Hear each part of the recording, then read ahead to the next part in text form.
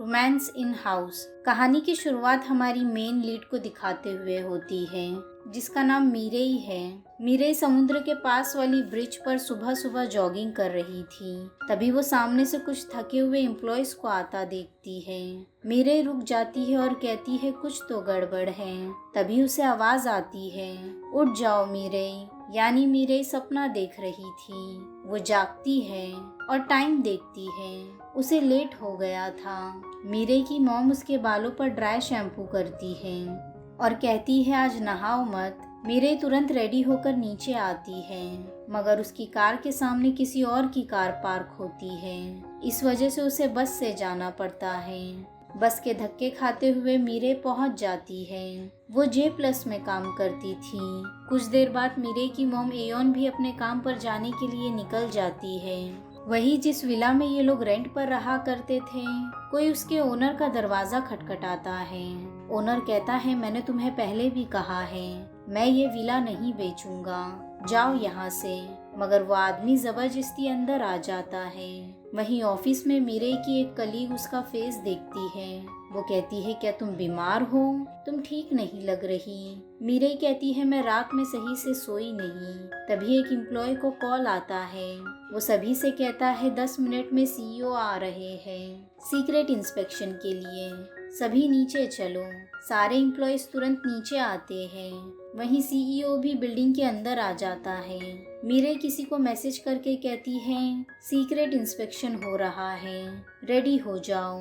अब सारे employ CEO से हेलो कहते हैं। मैनेजर पूछता है अचानक से यहाँ सर। CEO कहता है मैं पास से ही गुजर रहा था तो आ गया।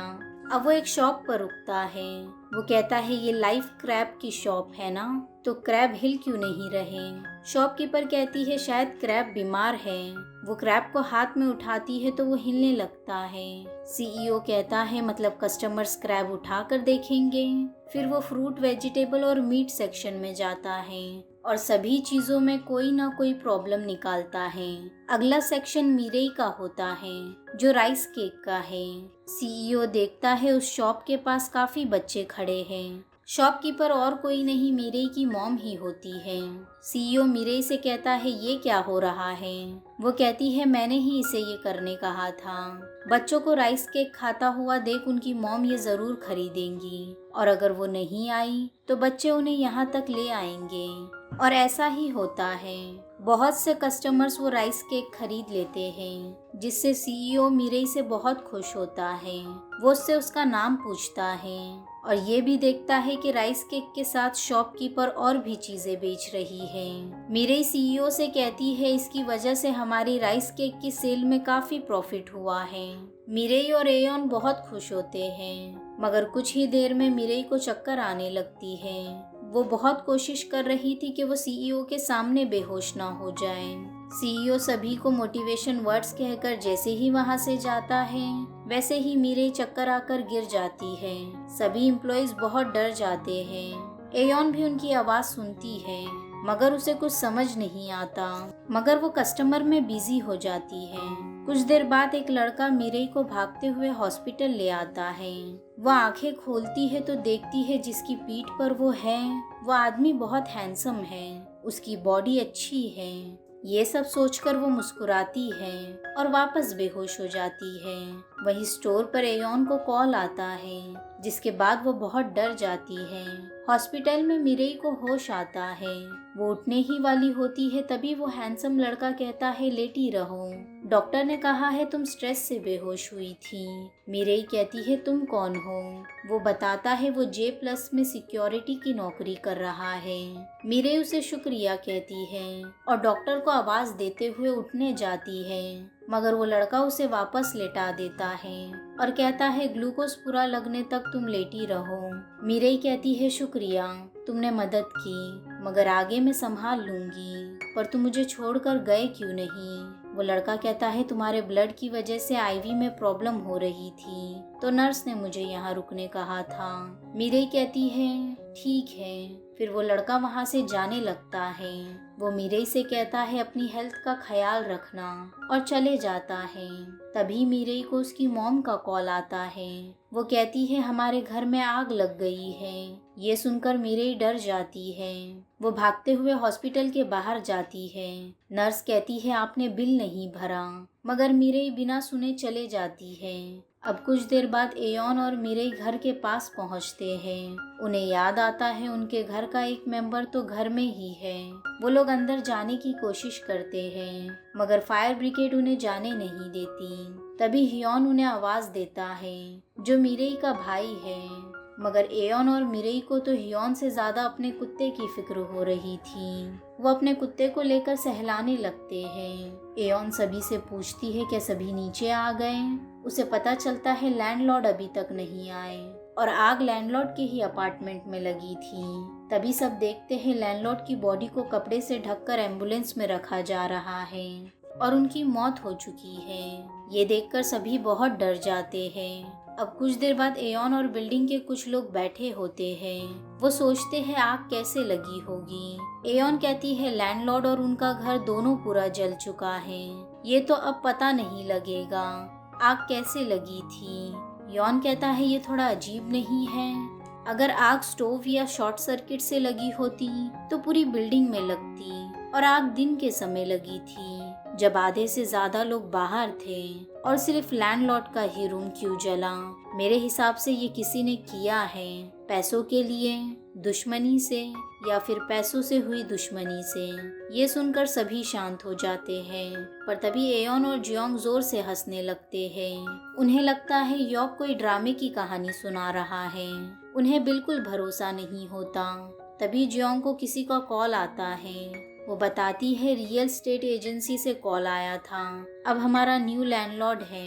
एयोन कहती है वो लैंडलॉर्ड की ही बेटी होगी ना। जियोंग कहती है नहीं, कुछ वक्त पहले किसी ने विला खरीद लिया था। योक कहता है देखा, अब इसमें जरूर कोई गड़बड़ लग रही है। लैंडलॉर्ड के मरने के कुछ वक्त पहले ही किसी ने विला खरीद लिया। जियोंग कहती है कल उन्होंने हमें एजेंसी आने कहा है, रूम 201, मुझे और तुम्हें। एयोन डर जाती है और कहती है सिर्फ हम तीनों को ही क्यों बुलाया गया है। अब रात में विला दिखाया जाता है, जिसके बोर्ड के पास माचिस की तिल्ली होती है।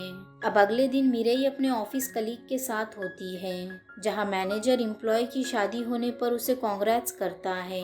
वो मिरेई से पूछता है तुम कब कर रही हो शादी, तुम बड़ी सेरेमनी रखना। मिरेई कहती है क्या आप आएंगे। मैनेजर कहता है हाँ जरूर, और उसके बदले में तुम मेरे फ्यूनरल पर आ जाना। बातों बातों में मिरेई बताती है मेरी मॉम को फिक्र रहती है, क्योंकि वेडिंग में मुझे स्टेज तक छोड़ने के लिए कोई नहीं है। मेरे फादर अब नहीं रहे।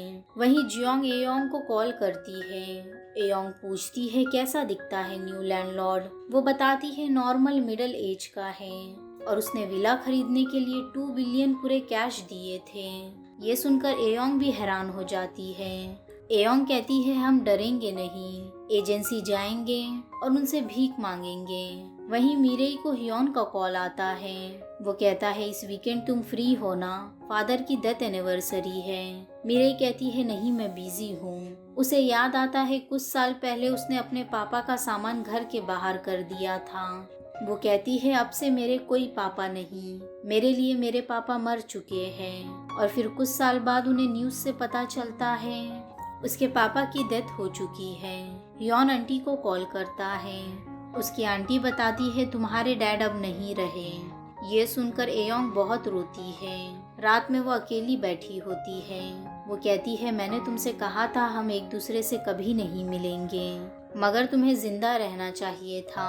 वहीं एयोंग मिस हुआंग और जियोंग को पता चलता है उन्हें घर से निकाल रहे हैं। तभी न्यू लैंडलॉर्ड आता है। लेडी कहती है अब 302 अपार्टमेंट रहने के लायक नहीं बचा, इसलिए मैंने आप लोगों को यहाँ बुलाया है। विला के पुराने ओनर के साथ जल्द ही आप लोगों का एग्रीमेंट खत्म होने वाला है। क्या आप लोग जाने वाले हैं? एयोन कहती है नहीं, हम 2 साल तक और रुकेंगे। वो लोग अपनी मजबूरी बताने लगते हैं ताकि लैंडलॉर्ड उन्हें निकाले नहीं, मगर जियोंग तो लैंडलॉर्ड पर चांस मारने लगती है। लैंडलॉर्ड कहता है मैंने अभी विला खरीदा है तो मैं वहाँ रहने आने वाला हूँ।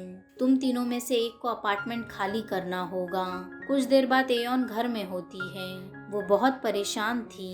लैंडलॉर्ड ने 1 हफ्ते में जवाब देने कहा था कि कौन अपार्टमेंट खाली करेगा। तभी हियोन आता है। वो अपनी मॉम से पूछता है क्या हम खाली कर रहे हैं। एयोन उसे सारी सिचुएशन बताती है कि तीनों में से एक को खाली करना होगा। तभी मिरेई घर आती है। योन उसे ये बात बताने ही वाला होता है, मगर उसकी मॉम उसे ये बताने से मना कर देती है। वो सोचती है वो खुद ही ये सिचुएशन हैंडल कर लेगी। क्या लगता है मिरेई को ये बात पता चलेगी? इसी के साथ ये पार्ट यहीं एंड होता है। वीडियो पसंद आया हो तो लाइक शेयर और सब्सक्राइब ज़रूर करना। मिलते हैं नेक्स्ट पार्ट में।